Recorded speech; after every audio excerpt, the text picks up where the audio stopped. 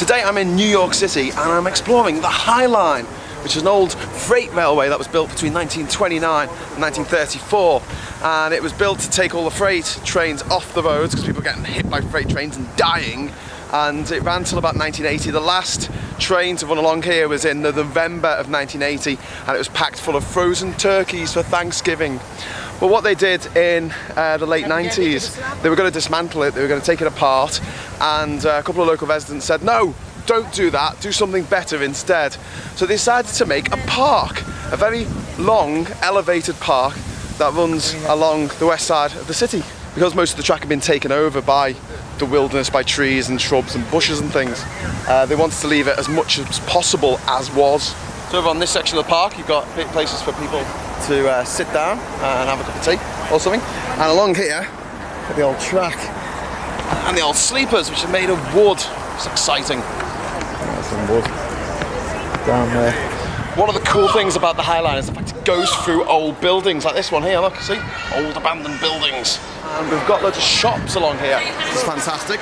Selling cookies and pictures and food. We've got people selling prints, art prints, things like that. All because a couple of people got together and said, why don't we save this line instead of just knocking it down.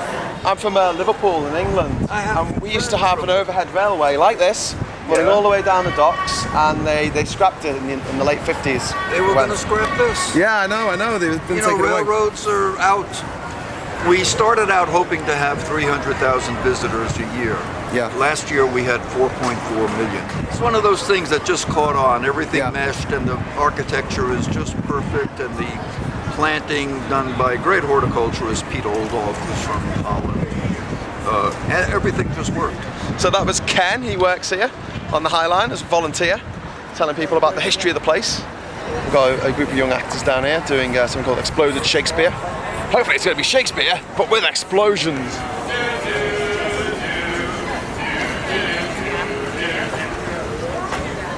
On this section of the High Line, you can see we're actually on an elevated walkway here, and you can see down there the original track, overgrown.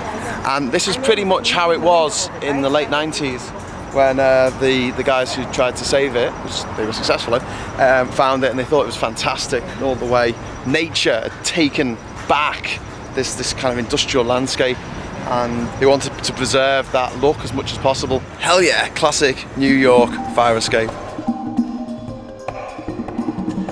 Well, we've reached the gate with a lock, so I guess that's the end of our High Line adventure.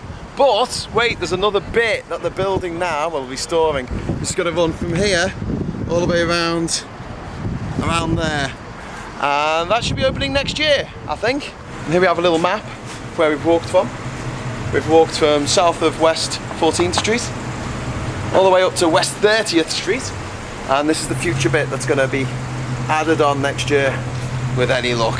I'm Graham Hughes, and that was your tour, the High Line in New York.